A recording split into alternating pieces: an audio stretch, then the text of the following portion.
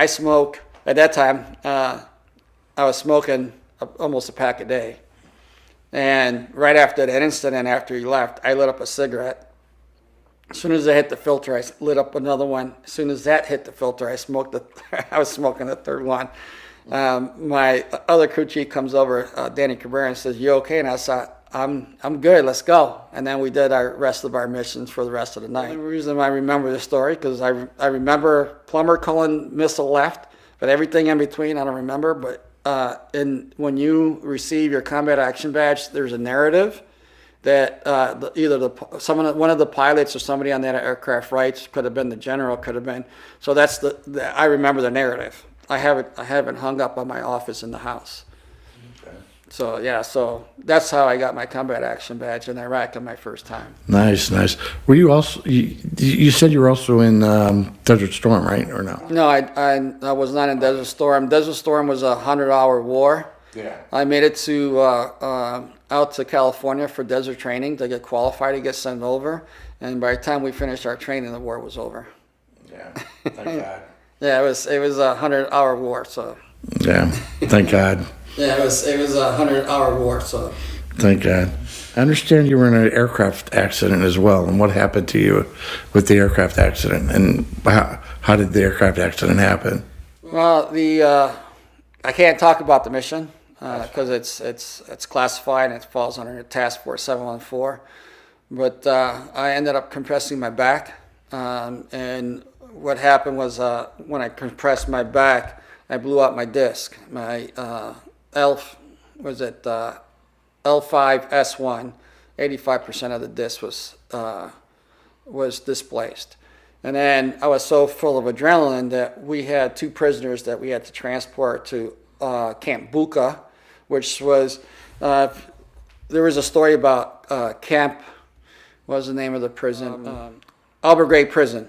Albergray Prison was the actual prison, but they was overflowing with combatives and people that were being interrogated, that they had made Camp Bucca on the outside. And when the helicopters would land, the insurgents, and I'll kind of touch on the insurgents here, but the insurgents would know that we're bringing in new prisoners. So the insurgents would either do machine gun fire into the base, or they would lob mortars or rockets into the base to hit the helicopters. We were told if once we land, and the special operations people would take the prisoners into the prison to process them, we would have to wait for them to finish processing, then we take them back to base. So we land, sure enough, I go out, smoke a cigarette, didn't take my helmet, didn't take my M4, because, I'm in the secure base. Why would I have to take that? But went out to smoke my first cigarette. Next thing you know, mortars start coming in. And then you hear the sirens, incoming. So I didn't have a helmet, so we were told to run to the nearest tower. And the tower that I ran in, I climbed up in the tower, and there was MPs up there. And next thing you know, there was machine gun fire. The machine gun fire from the tower that I was in, and the machine gun tower next, another 100 feet down the road. They started lobbing in the machine gun fire into the area where the mortars were being shot from. And then finally they gave us the all clear. So that night I was just full of adrenaline. Finally, when we left and we got back to base, I have to do what they call a battle assessment on my aircraft, make sure there's no damage or anything like that. So went to do the battle assessment, and then we have to do computer work. We have to do our inspection and put it in that we did a battle assessment, nothing found, So I'm sitting there, and it felt like I was in the shower. My adrenaline's coming down because I'm just doing computer work, and it felt like I was in the shower and somebody turned off the cold water, and it was just, my back was on fire. And then, it's just like with any injury. Once you start relaxing, your injury takes over. And every time I try to move, like to get up or switch position to get comfortable. So the adrenaline was really hitting you hard. Just operating on adrenaline. I didn't feel anything. Yeah. And then next thing I know, I couldn't. Every time I moved, so I started yelling for help. And next thing you know, I was transported to the TMC, which is the Troop Medical Center, and there was a major. He was a PA with the Troop Medical Center.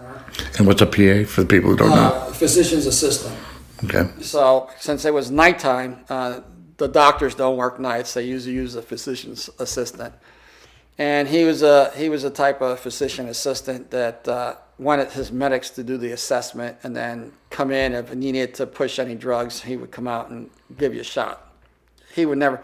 He had a reputation. He would never come out and look at his patients. He just sat in his office the whole time. So he comes in. I go see him because I needed some muscle relaxers. He goes, "It sounds like you spraying some muscles in your back. I'm going to give you a muscle relaxer." And I said, "Which I have a military medical background. I've been doing medicine for now almost 7-9 years." And his name was Major Knight. He says, "I think you pull some muscles in your back. I'm going to give you some Toradol, and that's shot in your buttocks to give you, and it's heavy muscle relaxer." And I said, "Sir, I got dropped off. I got a 20-minute walk back to my room." He goes, "You'll be fine. If you're in a civilian hospital, they give you Toradol. Guess what? They won't let you leave. They'll admit you before you can leave the hospital unless you get a ride. That's how powerful that." He goes, "You'll be fine." So I walked, got to my room. I was going to get out of my uniform, bend over to untie my shoelace, and that's all I remember. Oh, jeez. I woke up 12 hours later, still in my uniform. My boot was untied, but I never took my boots off. Now it's like dinner time, so I'm hungry.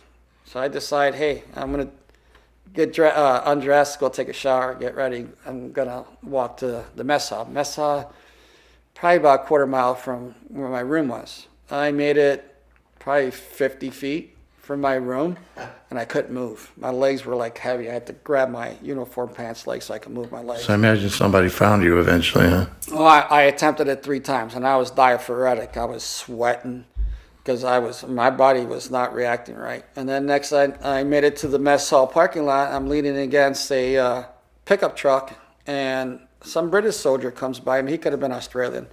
He goes, "You okay, mate?" I said, I'll be fine, because we want to swallow our pride."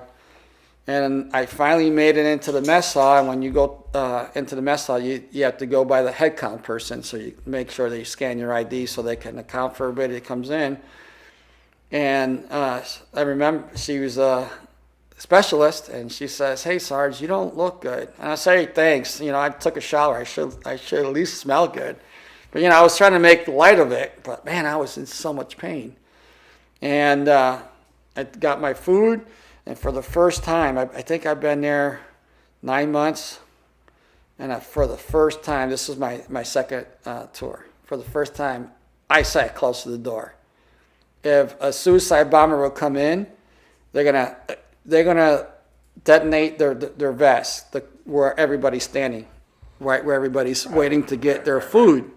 So for the first time, I sat by a table by the door, because I usually sit in the middle or by the exit. I don't know what it is about us veterans. We also have to have, we can never have our back to the door. We always got to be looking You're at. always thinking about, the worst case Upset, scenario. yeah. I remember picking up my fork and sticking it into the piece of meat that I was about to put in my mouth, and I felt this rolling knot in the middle of my back. I mean, it felt like a knot, and it just started rolling from my center of my back all the way to my legs, and my legs were on fire. And I remember grabbing the table and just grunting, "Ugh." And the girl that just said that I didn't look too hot heard me, and she comes over, and then she ran over to the other side of the mess hall where all the officers sit, because you can't intermingle with the officers. And the enlisted on one side, the officers are on the other one. So she went to where the doctors usually sit, and they all come running. There must have been 6 of them, and Major Knight was with the group. He goes, "Oh, I saw him last night." And I'm screaming. I'm holding onto this table, and everybody's separating because I'm just grunting away. Next thing I know, they take me over to the Air Force side in Balad, or LSA Anaconda, but now it's known as Balad. The Air Force owned the good side, and the Army was on the bad side. Did you ask for some food before you went to the hospital from the Air Force chow? No, I was too much pain. And next thing I know, they started giving me morphine. And because my pain was like, I couldn't tolerate the pain. And they gave me morphine. They started giving me morphine every hour. And then I remember there was a colonel, forward colonel, comes in and says, congratulations, you just bought yourself a one-way ticket back to the United States. But they flew me to Germany. And I was classified in Longstu Medical Center. I was classified as a Cat 1, so that means I was priority. And next thing I know, I'm getting loaded into an Air Force plane, which was a Hospital C-130. They had gurneys stacked up. And halfway through the flight, it was a 6-hour flight from Iraq to Longstu. And I remember waking up and I'm screaming. I jump off my gurney and I'm like holding on, I'm screaming, and they're trying to get me back onto the gurney. And they finally, got all the air crew to force me into the gurney. They hit me again with morphine again. And then when I landed in Germany, I remember them taking me off the plane and put me on a blue bus. And then they hit me again with morphine. Don't remember anything in between. And then I woke up in my room, and I remember there was a sign on my door: "Do not put anything on patients' legs." My nerves were hypersensitive. So I asked the nurse what that sign was for, and she goes, "We try to put a blanket on you thinking that you were cold. As soon as we let go of the blanket, you're in a coma-induced from morphine, and the next thing you know, you're sitting up and you're screaming. So we can't put anything on your legs." And then also when the air conditioner would kick on, the downdraft would hit my legs, and I would wake up and they come and hit me with morphine again. I thought I was there 3 days. I was there 10 days.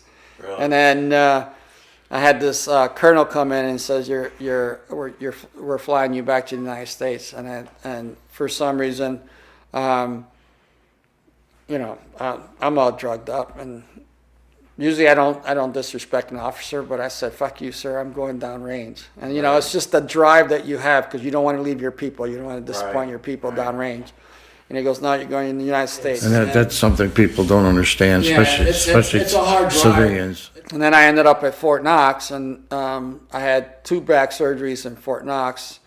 And then I had 1 surgery at Fort Knox. The next surgery was at Walter Reed. I was at Fort Knox for a year and a half. And then they transferred me closer to, because my family, I was married at the time, lived here in Florida. And they transferred me to Fort Gordon, Georgia. And then I had to go through my medical evaluation board. It's what MEB, and then you got to go through your PEB, your physical evaluation board, to determine if you were going to be eligible to be retained in the United States military, or they were going to release you either on their medical. So my injuries were so bad, and plus, I was dealing with the PTSD side of the house also. So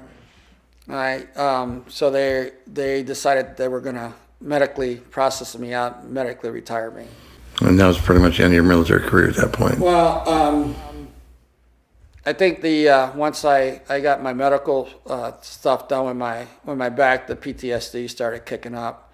The nightmares, the lack of sleep, going into restaurants, looking for the exits, accounting for all the males in the room. You scan, you size people up. Looking at stuff on the side of the road, make sure it's not going to blow up on you.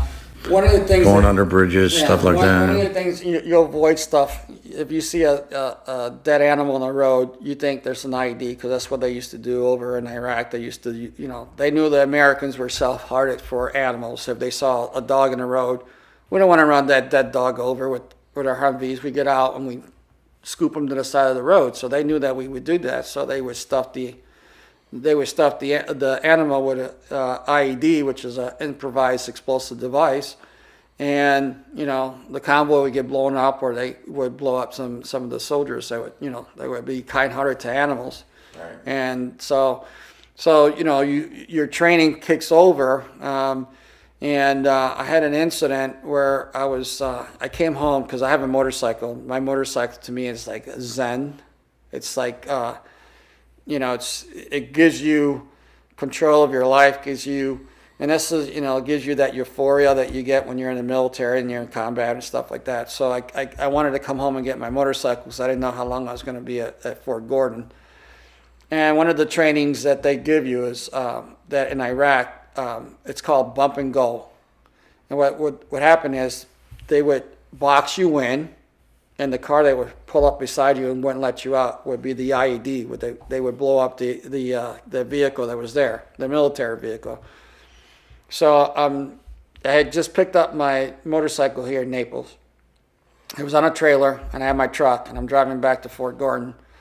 And it was raining that day, and just a little south of Ruskin, Florida. And it was, pouring down rain. I'm doing about 80 miles an hour, and I'm in the left lane passing everyone with a motorcycle on the trailer. And, I'm always scanning my mirrors. Next thing I know, I hit my rearview mirror, and I see somebody in the distance behind me coming up really fast. So I said, all right, so I'm probably doing about 90, maybe 100, because he was coming up pretty fast. So I pulled in between two vehicles. And I'm not going to let this vehicle pass me, and it's going to get back, and I'm just going to continue on my way. Well, when I pulled in between the two vehicles, for some reason, this car got even with me and wouldn't pass me, just stayed right there. Well, like I said, your training kicks over, especially with PTSD. You have these relive your moments, or your training kicks in. So he stayed to the left of me, like it felt like an eternity. And once that kicked in, what you do is you bump and go. So I went back into his lane, never made contact, but went back into his lane. He panicked, slammed on his brakes. Remember I said it was raining, slammed on his brakes. All I remember was a big bowl of dust, dirt, tires, parts, and I just kept going. I went for 10 miles, thinking, oh, it's a dream. Just didn't happen. Kept going. It's pouring down rain. I was in uniform because I had to go and report back to the So I realize you've been suffering from PTSD for pretty much since probably 20 years now, at least 20, 30 years. Oh yeah, for a long time. So you must have been through some kind of programs and stuff like that. What has worked for you and what hasn't worked for you? Well, I started off going through the first time I went to a group meeting was through the VA. And the VA put me with Vietnam veterans. Vietnam veterans were not treated right when they came back. Definitely. Vietnam veterans were a very angry group. They're still a very angry group. When I went through my PTSD group sessions, it was all Vietnam veterans. I left that group session because they didn't have anything set up for Iraq or Afghanistan. Not yet. So when I left that group meeting, I was more ready to do something stupid than I was when I went in, because I left that meeting angry. And I said, I can't do this. I'm gonna end up in jail. I'm gonna end up hurting somebody. I'm gonna end up hurting myself. It was just absolutely mind-boggling that they put me in that group. But the way the VA works is they only treat the service member. They don't treat the nucleus, the family that actually they serve the same time we're overseas, doing our job. Right. I say often that when you serve, it's not just you that's serving, your wife, your children, kids, and everything else is serving as well. And your poor wife's sitting there, and you're doing your job, and she's waiting for a knock on the door in the middle of the night. Yeah. So now, it's tough on the family all the way around. So now the VA didn't want to treat the wife, the kids, and the service members. So the Veterans Center opened up. So now the Veterans Center was geared up for service members out of Iraq. And that's one here in Naples, right? That is correct. It was on Horseshoe Drive, but they, I think they've moved to a new location. Right. Our counselor, I forget what his title was, but the one that ran the group, his name was Greg. Greg was a combat veteran. So he worked with a lot of the Afghan and Iraqi. And so I started going to that group, and it was 3 times a week. And I met a lot of good friends that were either Marines, Air Force, that were also dealing with the same thing that I was dealing with the PTSD. And so I met this young man. I think he was from actually Jamaica. And so he would come in, and for an hour and a half, 3 times a week, he would sit next to me, and he just would stare like this, at like an imaginary dot on the, would never say anything. And the only 2 things that we would, we only had 2 rules. 1, you don't talk about your VA rating. 2, we don't talk about politics in the group. Everything else went. We had 1 or 2 females in our group. It didn't go well because, you know how guys are. We swear, it's just, we fly off the handle. And there was no filter. So the girls didn't feel, they felt uncomfortable. So Did they eventually open up they eventually opened up all female veterans. There you go. So I come to find out through the sessions, the more that you occupy your brain, the more the demons don't have time to come in.